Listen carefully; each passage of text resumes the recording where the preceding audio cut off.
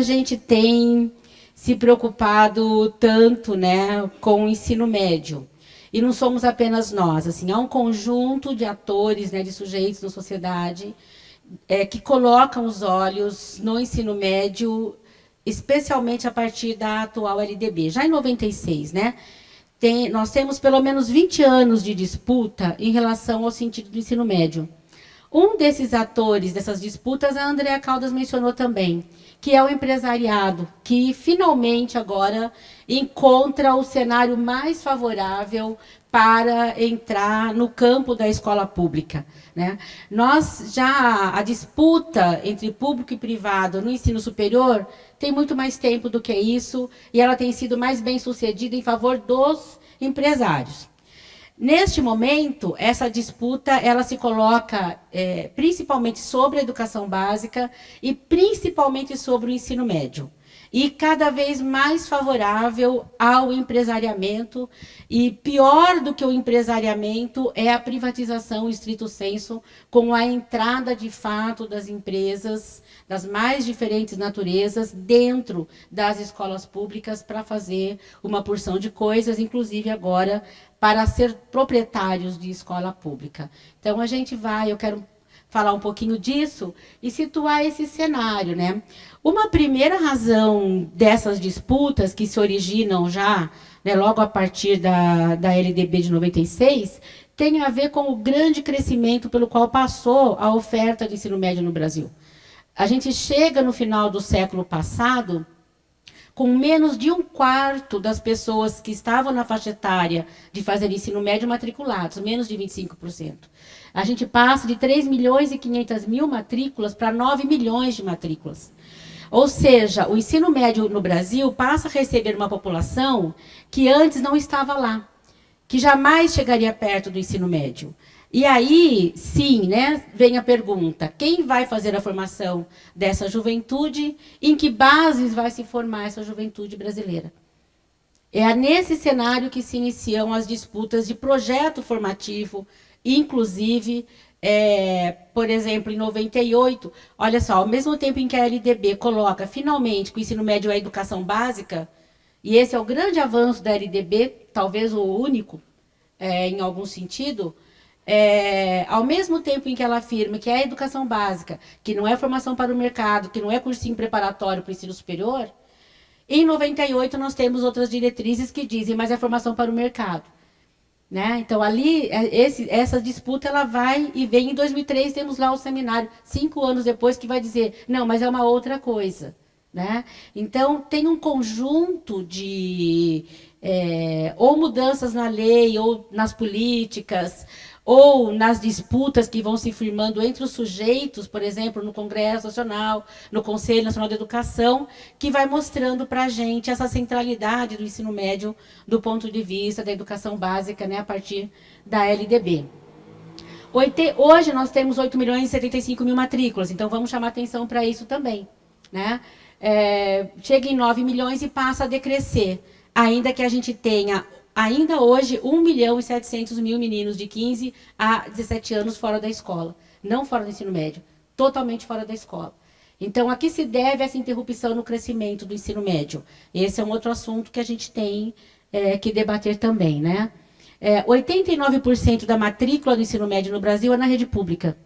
Então, o nosso ensino médio ele é eminentemente pública. Né, das 8.075.000 matrículas, segundo o censo escolar de 2017, menos de 1 milhão está na rede privada. Todo o restante está na rede pública. Então, tem várias coisas para a gente pensar a partir daqui, né?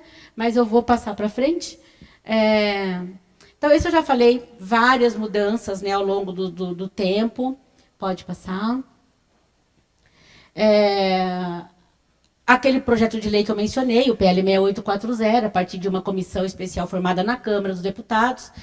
Nesse momento em que aparece esse projeto de lei que contrariava o caminho, né, que vinha sendo construído com as diretrizes de 2012, é que a gente forma o Movimento Nacional em Defesa do Ensino Médio e a gente consegue, por meio do movimento, minimizar as tragédias que estavam no PL. Ou seja, ele era, ainda que o deputado Reginaldo Lopes não goste que eu digo isso, mas ele era um projeto de lei para não mudar nada, porque a gente tirou todos os prejuízos, de fato, no substitutivo, que está na página do Observatório do Ensino Médio, para vocês acompanharem. Ele iria para votação, a expectativa da comissão lá da Câmara é que ele seria votado em 2014. Né? Só que no meio a partir de 2014, tem eleições, e aí o Congresso funciona muito pouco. É interessante olhar que em 2014, 2015, 2016, quase não há atividade legislativa, não se vota quase nada, né, para o bem ou para o mal, porque com esse legislativo é bom que não tenham votado muita coisa mesmo. Mas o fato é que esse projeto de lei ficou esquecido. Né? Então, em 2013, ele era a grande bandeira de uma parcela grande de deputados do DEM, do PT, do PDT, e, de repente, em 2014, fica tudo escondidinho lá. Ele não é votado, né? Fica esquecido.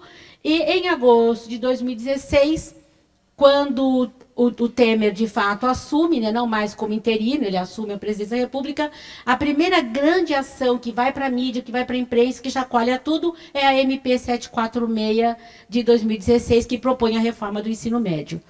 Pode mudar para mim, por favor? A resistência é imediata, né? 1.200 escolas ocupadas pelo país.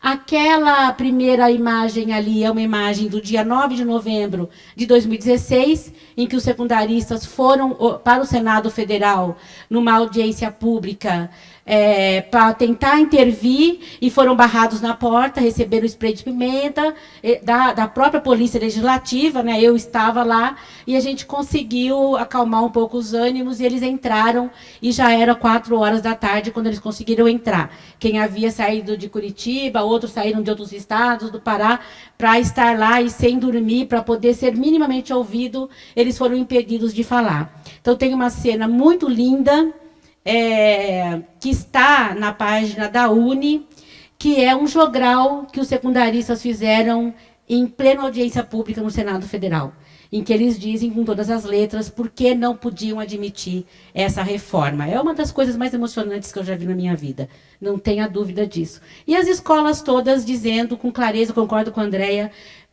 muitos dos estudantes sabiam melhor o conteúdo da MP 746 do que muitos educadores. Né? Eu que acompanhei de perto esses debates, atesto isso.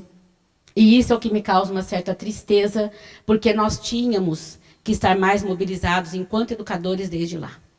Desde lá. Né? Porque agora nós vamos sentir os efeitos mais perversos que nós já sabíamos quais eram. Professores vão perder aulas, muitas. Todo o rearranjo que vai acontecer na rede pública, a gente já dizia lá em 2016. Né? E, lamentavelmente, houve uma ação, mas uma ação, na minha avaliação, insuficiente, porque se nós tivéssemos unido forças, nós não teríamos deixado passar. Pode mudar. Bom, eu não vou falar da MP e da Lei 13.415 aprovada, eu só vou falar naquilo que interessa para discutir BNCC. Tá? Então, a lei, ela fragiliza bastante, especialmente o campo das ciências humanas, porque ela revogou a lei de 2008, que tornava obrigatório o ensino de filosofia e sociologia, ela revogou tacitamente. Ela não diz assim, vamos revogar a lei e tal. Mas quando ela altera o artigo 36 da LDB, o 35 e o 36, ela deixa de falar dessa obrigatoriedade. Então, ela revoga tacitamente aquela obrigatoriedade, transformando em estudos e práticas de filosofia, sociologia, educação física e arte. A outra coisa que ela diz é que ela vincula a reforma do ensino médio à Base Nacional Comum Curricular, que está ainda, né, em processo de produção. Já vamos falar disso. E o terceiro aspecto, em termos de currículo, é que ela divide o currículo do ensino médio em 2 momentos. Um momento, que é o da formação básica comum, em que todos os estudantes em cada escola farão a mesma formação, e um outro momento que eles farão um dos itinerários formativos, né? Ou vai fazer linguagens, ou vai fazer matemática, ou vai fazer ciências da natureza, ou vai fazer ciências humanas, pode mudar, ou vai fazer a formação técnica e profissional. Né? Cada estudante vai fazer uma parte apenas. É isso que destrói o conceito de educação básica que a LDB consagrou. Porque a educação básica pressupõe formação comum a todos. Como é que é básico e eu tenho só uma parte dela? Essa era a disputa que nós fazíamos no Senado durante a discussão da MP e do PL, que tentava fazer a mesma coisa. Destruir o conceito de educação básica, que levamos mais de 100 anos para colocar numa lei no ensino médio brasileiro. Né? A questão é, na reforma, né, na Lei 13.415, que é obrigatório, né, agora, assim, de certo modo, Inês é morta, porque o tempo de não deixar isso acontecer já passou. Né, agora, e isso facilita muito a vida das secretarias de educação. Vocês vão ver daqui a pouquinho, assim, os secretários estão maravilhados com o que eles conseguiram com tudo isso, que não é apenas dividir o currículo, não. Tem outras consequências, eu vou falar delas daqui a pouco. O problema é, os estudantes não poderão escolher, como diz a propaganda enganosa da reforma, né? Porque na lei ficou que a Secretaria de Educação, que os governos, os sistemas de ensino, vão oferecer esses itinerários segundo as suas possibilidades, e nenhum deles é obrigado a oferecer mais de um. Então, cada escola poderá ofertar apenas um. Isso significa que a garota de escola pública, nós temos 13.000 municípios no Brasil que tem uma única escola pública. E vai se fazer aquilo que a escola ofertar. Ponto. Nós dizíamos isso lá nas audiências públicas durante a discussão da MP 746. Eu participei de uma das audiências em que um brilhante deputado disse assim: é fácil resolver, professora. A gente põe ônibus para levar eles de município a município, fazer outro itinerário. Eu falei, claro. Né? Fizeram, inclusive, uma emenda na MP para criar um programa de transporte público especial. Não passa. Tanto que não passou. Tá?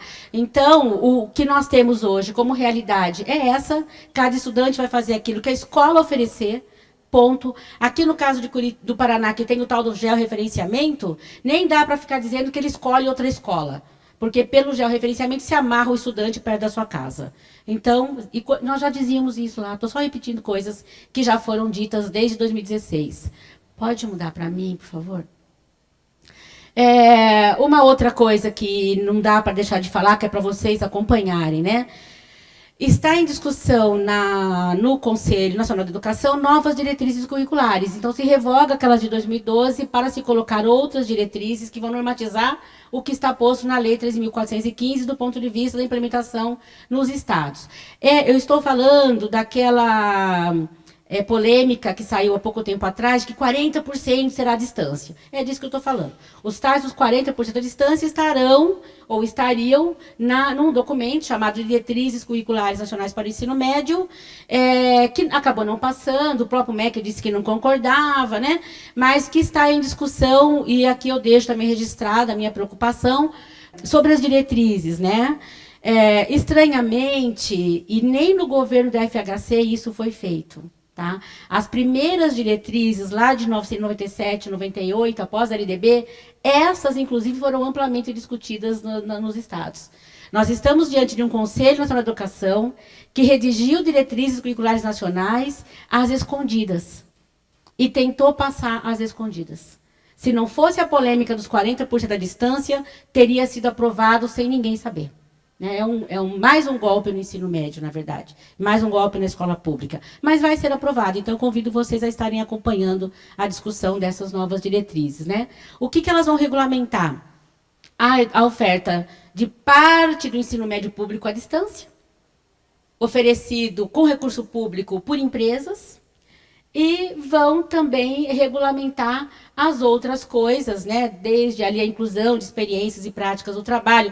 É assustador, nessa minuta de diretrizes que falava dos 40%, tinha lá que se o estudante fizer ações, né, de benemerência, isso conta currículo. Né? Então, é um enfraquecimento da formação dos estudantes de escola pública absurdo. Né? Mais um, a partir do que a lei já permitiu. Pode mudar para mim, Marlene?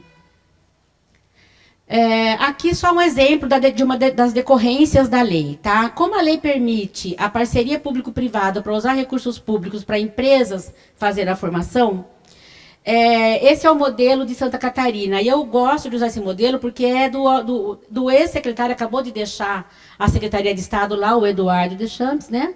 Mas esse é o modelo do Estado de Santa Catarina para implementar a reforma do ensino médio. Então, vamos dar uma olhadinha ali. Ó. E ele é o presidente atual do Conselho Nacional de Educação. Tá? Ensino médio regular flexível de 1.000 horas anuais, diurno e noturno, em parceria com o IAB e com o Instituto Itaú BBA. Isso aqui é só para mostrar que todo o ensino médio vai ser feito em parceria. Essa lei decretou o fim do ensino médio público, 100% público no Brasil. É disso que se trata. Quem achou que o problema era tirar filosofia e sociologia, desculpa. Não era. E eu já dizia isso lá. Tá? A questão não é retirar filosofia e sociologia e colocar o notório saber, porque foi só disso que falaram. É isso também. Mas isto é 5% da mudança que vem com essa lei. 5%. O que a lei decretou é o fim do ensino médio público, 100% público no Brasil. Isso faz parte do passado. Isso faz parte do passado. Né? Por isso é que a gente gritou tanto contra essa lei. O ensino médio em tempo integral, em parceria também, 1.400 horas, em parceria com o Infoco, principalmente pensando em projetos e nas competências socioemocionais. Ou seja, conhecimento escolar que leva à autonomia intelectual, que pressupõe uma formação densa, em nenhum desses lugares a gente vai ter.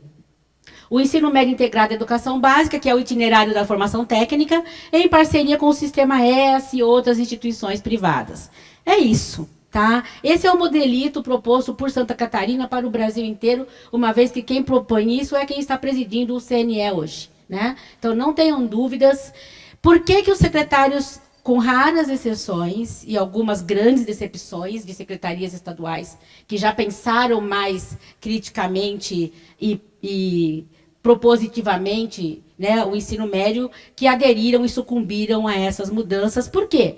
Porque alivia muitos cofres das secretarias estaduais. Seja pela privatização de parte do serviço público, seja pela lógica mercadológica que passa a compor a formação dos estudantes, que é o que está principalmente na BNCC do ensino fundamental e do ensino médio, seja pelo notório saber, que contrata professores, né, sem precisar ter formação específica. Então, a gente tem um conjunto, e atrela isso à residência pedagógica, em que alunos poderão dar aula no lugar de professores formados. Então, veja que é um pacote todo, né, de grandes retrocessos que a gente, infelizmente, vai enfrentar.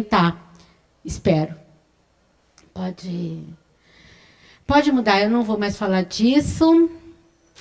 Qual o sentido de uma base nacional curricular? Então, acho que essa é a primeira pergunta importante para a gente fazer. Né? A que serve? Nós já estivemos diante dessa polêmica em outros tempos. Faz sentido um currículo nacional? Faz sentido uma padronização ano a ano, considerando especialmente um país como o nosso? Essa foi uma das defesas da reforma do ensino médio, né, de quem defendia a reforma. Não, a gente tem que flexibilizar o ensino médio, fazendo lá os itinerários, mas, ao mesmo tempo, tem que ter um currículo padrão. Quer dizer, a ideia do currículo padrão, eu já vou dizer, né, a que serve, mas a pergunta inicial para a gente fazer é: uma base nacional comum curricular que sinaliza no sentido de garantir um direito igual a todos os estudantes, ou uma base nacional curricular que determina uma lista de conteúdos mínimos que todas as escolas devem cumprir?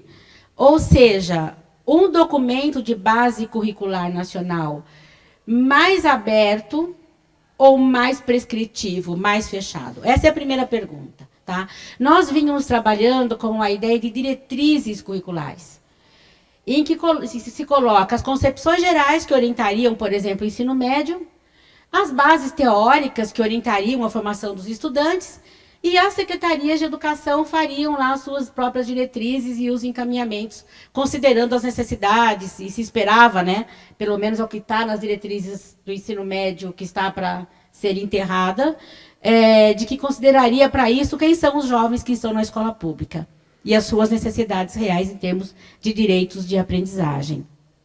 O que acabou ficando no documento de BNCC é o mais prescritivo. Então, se vocês pegarem tanto do ensino fundamental, ele tem lá uma lista, né, ele fala em competências genéricas, ninguém pode ser contra aquilo que está ali, porque é um monte de coisas genéricas. O aluno, né, desenvolverá a competência da linguagem. Ninguém pode ser contra aquilo.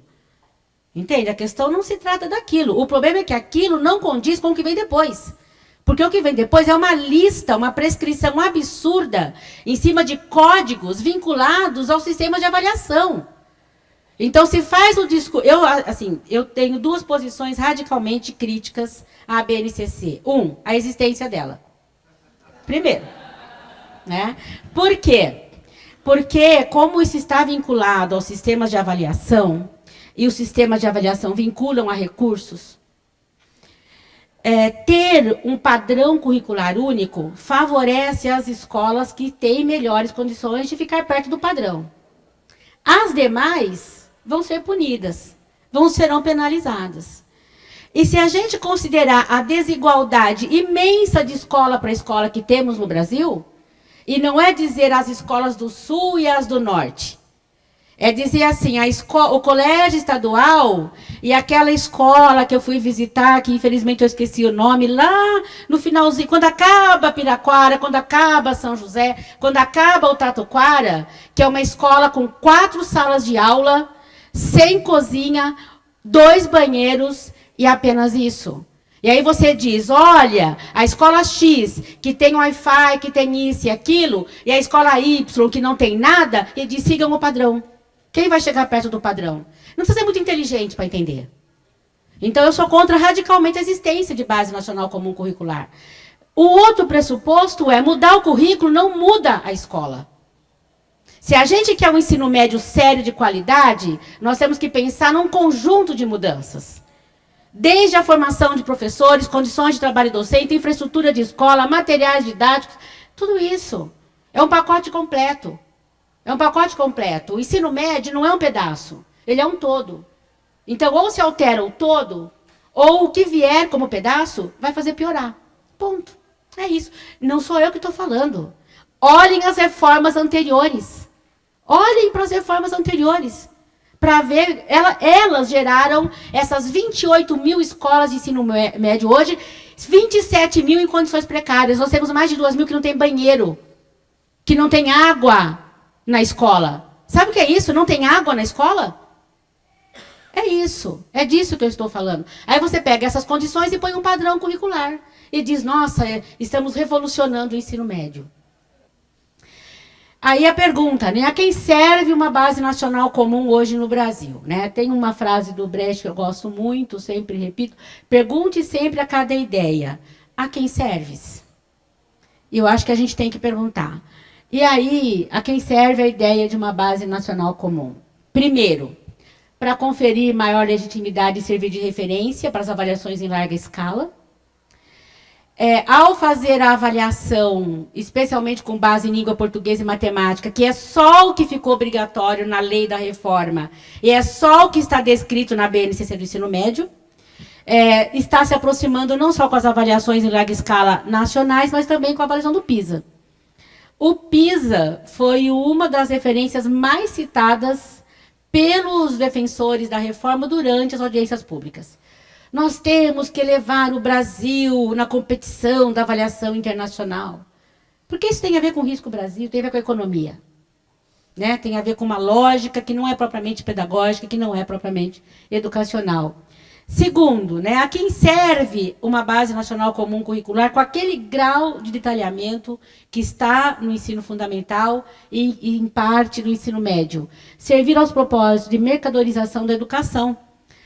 Bom, não sei se vocês já viram, pago com recursos públicos, uma empresa criou o site de implementação da base e já produziu todos os materiais de implementação da base. Acessem lá, faz favor. Né? Faça favor de acompanhar, gente. Né? Está lá. O pressuposto inicial é que o professor é burro. Ele não vai entender o que está na base. Então, tem um material lá dizendo como ele tem que agir. Como ele aplica? Professor, você não vai entender o que está aqui. Então, nós criamos um site que tem um material dizendo o passo a passo. O passo a passo. Olha, você faz assim, agora você faz assado, agora você faz desse jeito. É um pressuposto terrível. Terrível. Terrível. Mas está escrito lá. Não do jeito que eu falei. Mas para meio entendedor, para um bom entendedor, meia palavra basta. A quantidade de material que essa empresa produziu para que os professores sigam o passo a passo é impressionante. Com recursos públicos. Está lá na página. Os videozinhos, assim, gente, é uma linguagem infantilizada. Parece que está falando com criancinha de 8, 9 anos. Sabe? A gente não é idiota. Por favor, me respeite. E está lá. Né? Uma linguagem, não é uma tradução, pura e simplesmente. Sabe? É um pouco aquela coisa da sedução, né? Mas também um processo muito triste, né? De não reconhecimento que os professores são capazes de interpretar as coisas. Né? E, portanto, como eles são incapazes, a gente tem que fazer por eles. Né? Então, mercadorização da educação pela produção dos materiais didáticos, a formação continuada, que é essa empresa, né, que já está bem adiantada em relação a isso, as assessorias às redes municipais. No caso do ensino médio, tem uma coisa... Eu que faço pesquisas, eu vou dizer uma palavra que eu vou dizer com muito cuidado, né? Interessantíssimo, mas profundamente triste também. As fundações privadas estão fatiando o Brasil. Aí uma pega um estado, a outra, o Ayrton Senna não descola do Rio de Janeiro faz tempo já, né? Então, assim, já está residência fixa lá. Aqui é o Aliança que está entrando, o Itaú BBA pegou lá Santa Catarina. Então, eles estão fatiando o Brasil para assumir o ensino médio, as fundações privadas, empresariais, né? Para oferecer tanto lá o programa de tempo integral, não confundam a reforma com o tempo integral. O que ficou na reforma é tempo integral de 5 horas diárias. Isso é que está na lei. A outra coisa que veio paralelo e estava na MP é um programa paralelo de incentivo à ampliação da jornada que não chega a atender 4% das matrículas do Brasil inteiro. Então, não chamem a reforma da REI, porque tem gente... está implementando a reforma. Não é a reforma é outra coisa. Tá? Está implementando um programa de tempo integral que está numa portaria específica, com normas específicas, etc. Né? E aí, a prova e convicção. E o meu PowerPoint é mais bonitinho que o do Dallagnol. O interesse do setor privado pelo assunto, o movimento pela base, que eu já vou mencionar, e o apoio à reforma do ensino médio pelos institutos e fundações privados, pela Confederação Nacional da Indústria, pelo Todos pela Educação.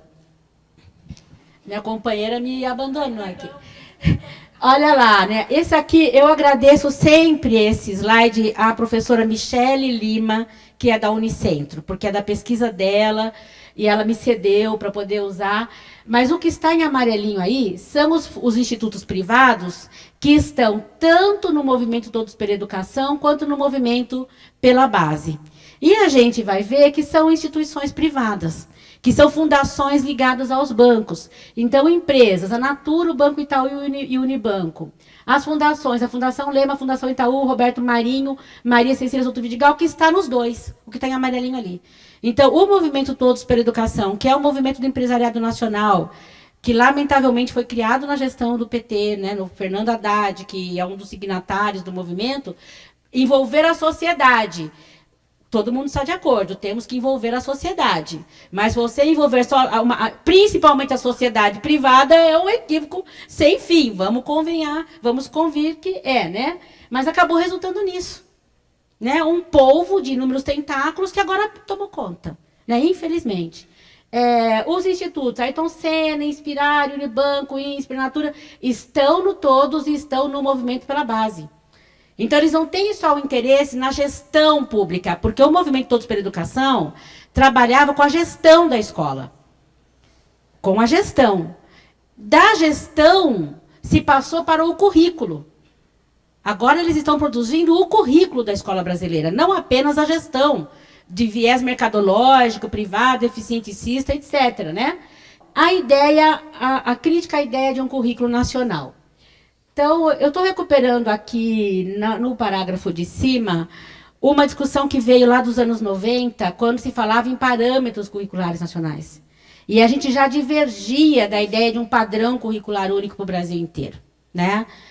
Tida como básica para o desenvolvimento de um sentimento de identidade nacional, essa ideia de um currículo nacional tende a privilegiar os discursos dominantes e excluir das salas de aula os discursos e vozes dos grupos sociais oprimidos. Até porque esses discursos dominantes estão vinculados com as avaliações em larga escala e com dinheiro. Então, tende a oprimir quem acompanhou os municípios na época dos parâmetros curriculares. Os PCN. Né? Os municípios diziam assim, tem que fazer, tem que cumprir, tem que treinar para a prova, porque é a prova que garante os recursos. O maior desempenho na prova, mais recursos na escola.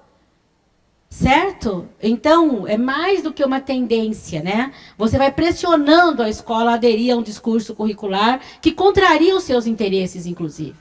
E a gente, de novo, está diante dessa problemática. Então, só para dizer que a polêmica em torno de um currículo único não é nova, e não por acaso, quem produziu esse currículo nacional nos anos 90 é o mesmo grupo que está hoje no Ministério da Educação do Temer. São as mesmas pessoas, que nutrem, inclusive, um profundo desprezo pela universidade. Dito escancaradamente. Um profundo desprezo. Porque aqui a gente fica discutindo abstrações. Nós temos que ser práticos. Não tem que, nas licenciaturas, discutir os fundamentos da educação física. Tem que ensinar a fazer. Abre aspas, fecha aspas, Maria Helena Guimarães de Castro. Ponto.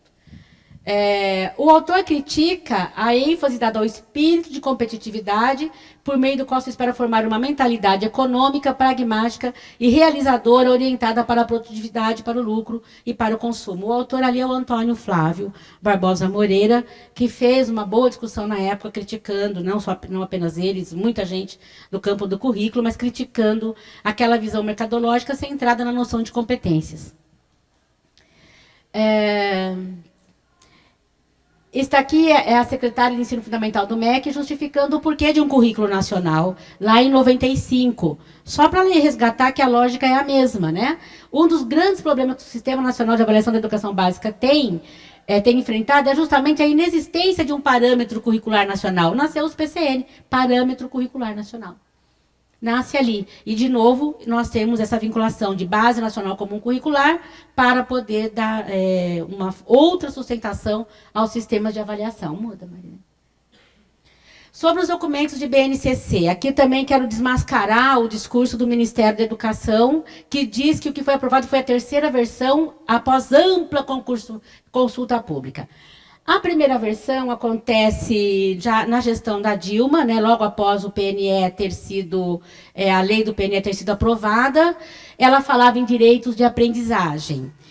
Não vou me lembrar agora quem que era o secretário de Educação Básica, mas quando assume o secretário de Educação Básica, chamado Emanuel Palacios, ele não aceita um discurso curricular mais amplo, mais aberto, e pede que se fale em listas de objetivos. Então, se passa a falar em direitos e objetivos de aprendizagem. Aí a gente tem o golpe, né? E essa equipe que estava redigindo é convidada a se retirar. Conheço algumas das pessoas que receberam um e-mail com um agradecimento pelos serviços prestados. Foi assim que foram dispensados após 3 anos de trabalho sem ganhar um centavo para isso, porque é assim que a gente faz da universidade. A gente participa e participa sem receber, o que eu não acho ruim, porque é a nossa obrigação diante da sociedade. No entanto, essa equipe é dispensada por e-mail, se compõe uma outra e vai se aprofundando o grau de prescrição. Então, eu considero que o que se levou para a sociedade não é a terceira versão. É uma única, a primeira versão do governo golpista. É a primeira. E que não passou por qualquer consulta pública. Essa não passou. A segunda passou. Ainda que ela tenha recebido 2.000 sugestões, e que a maioria delas tenham sido vírgula, que se muda de um lugar para o outro, que ninguém leu, não tenho dúvida. Quem conhece minimamente a estrutura do MEC sabe disso. Né? São 30 pessoas, Gilmar, né? Quem já andou por lá, sabe que o Ministério da Educação mesmo, quem de fato, né, se incumbe do ensino fundamental, meia dúzia de pessoas. Do ensino médio, outra meia dúzia. Né? O povo não tem tempo para ler isso, sabe? Tem que atender a escola que está pegando fogo. Né? É um horror, mas é assim. Porque o resto é tudo consultoria privada. E assessoria paga com recursos da Unesco, da OEI, etc. É isso que é o MEC. Tá? Então, ninguém leu. Né? Mas também tanto faz, porque daí se jogou fora mesmo. E aí se foi para a terceira versão. No documento aprovado, se muda a concepção, que não estava nos anteriores. Se passa de novo a falar no currículo por competências e habilidades, como estava lá nos anos 90. Tá? Muda para mim, Marilene. Então, se dá uma definição ali de competências, né? Só que a ênfase, o próprio documento traz, é no saber fazer, em detrimento do conhecimento. Como já era naquela época, né? A maior crítica que a gente fez ao currículo por competências, ao aprender a aprender, era a perda de centralidade do conhecimento como eixo da formação das pessoas. E se passar pura e simplesmente para essa noção básica, né, de que tem que fazer. O que se faz no cotidiano é o que se ensina na escola. Vocês lembram disso? Né? Devem ter ouvido isso milhares de vezes. Né? Aqui no Paraná, então, a tal das competências e habilidades virou aquela coisa que todo mundo sabe, que tinha até o registro de sala de aula para dizer qual competência tinha desenvolvido no dia. Ou seja, não tinham nem lido o documento que eles mesmos escreveram. Pode mudar para mim?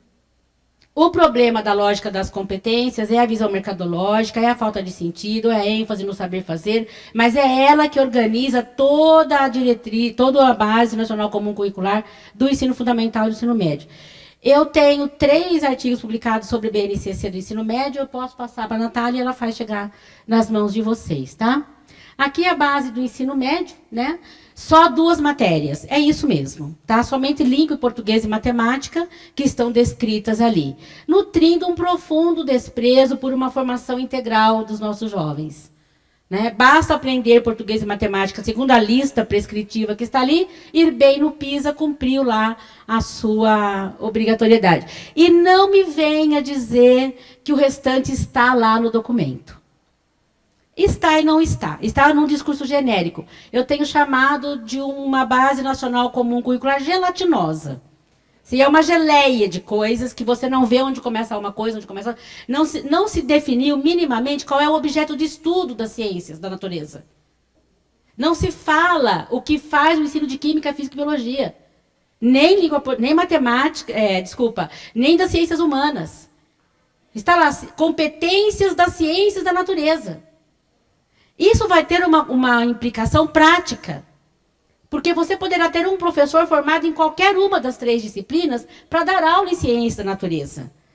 A questão é de concepção, é de fundo, é. Porque um professor, para ensinar bem, tem que dominar o objeto específico da sua disciplina. Eu só consigo falar o que eu falo em ensino médio porque é só isso que eu estudo. Se me pedirem para falar de financiamento da educação, eu falo feijão com arroz, mas não passo disso. Não passo disso. É como você. Você é professor de física, você é professor de física, não de biologia. Desculpa aí. É uma mesma área. Só que o que isso traz não é apenas uma implicação epistemológica, de como pensar a lógica do conhecimento escolar no currículo. Vai ter decorrências práticas. E a maior decorrência prática é o esfacelamento da formação do nosso estudante. Eu olho para aqueles meninos ali, eu fico assim, vocês ainda não vão pegar essa encrenca. Mas os seus irmãos vão. Sabe? Já não está bom, mas vai piorar. Então, eu falo com muita dor no coração ao ver um jovem hoje que está na escola pública. Porque o pouco que ele tem, lhe vai ser retirado. O pouco que o Estado oferece, vai ser negado. Né? Diante dessa estrutura curricular que a base nacional ficou. Pode mudar, Marilene? Então, a etapa do ensino médio fala das competências gerais, e aqui é aquele discurso frouxo, né? Gelatinoso. O aluno vai desenvolver o pensamento crítico, reflexivo, protagonista, empreendedor. Né? Tirando o empreendedor, eu concordo com tudo. Organiza em continuidade o ensino fundamental, articula as competências e habilidades a partir do perfil de saída. Essa é uma expressão que a gente usa ao fazer curso de formação profissional.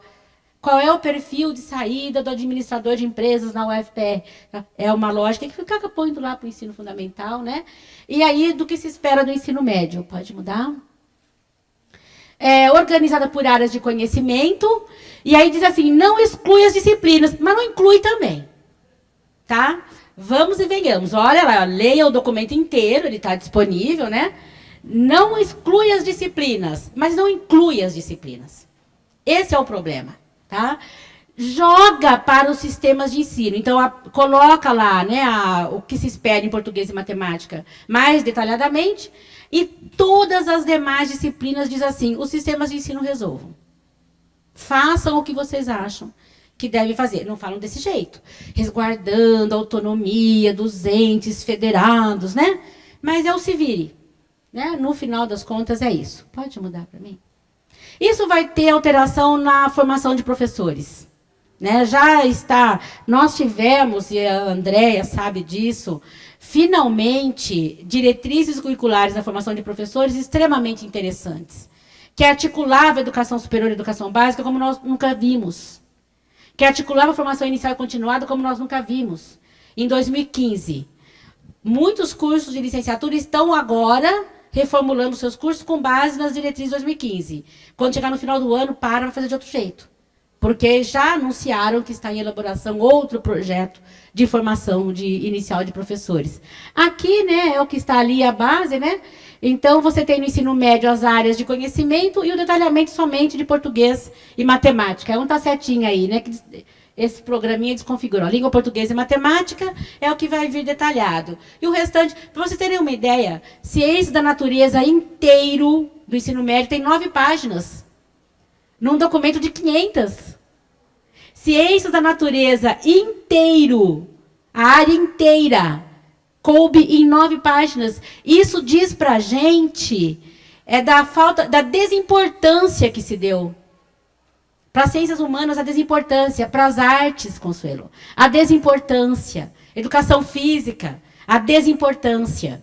Porque se centra na aprovação, na melhoria dos estudantes para o PISA. Pode mudar.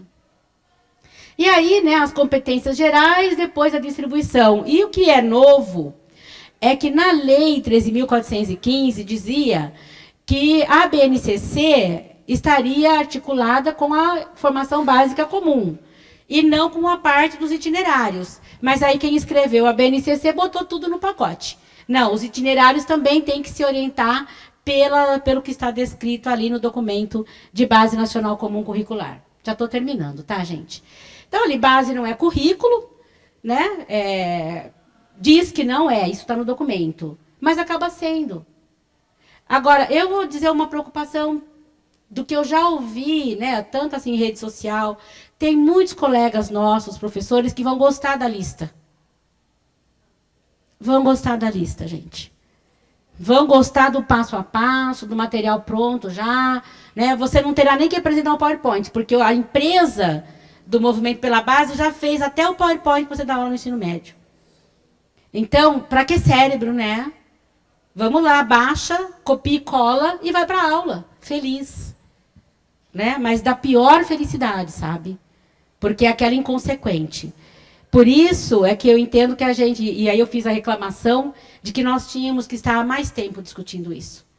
Há mais tempo lendo os textos, fazendo debate, chamando o nosso professor, porque tem uma implicação pragmática para a vida dele? Tem, mas é pior. Tem uma implicação para o futuro dos nossos jovens de escola pública, que são os 89% da matrícula do ensino médio no Brasil. Essa é a implicação. Essa é a fragilização desse sujeito, que o impossibilita, inclusive, de continuar estudando, se a gente quiser continuar na lógica pragmática. Né? Porque ele dá uma formação extremamente precarizada.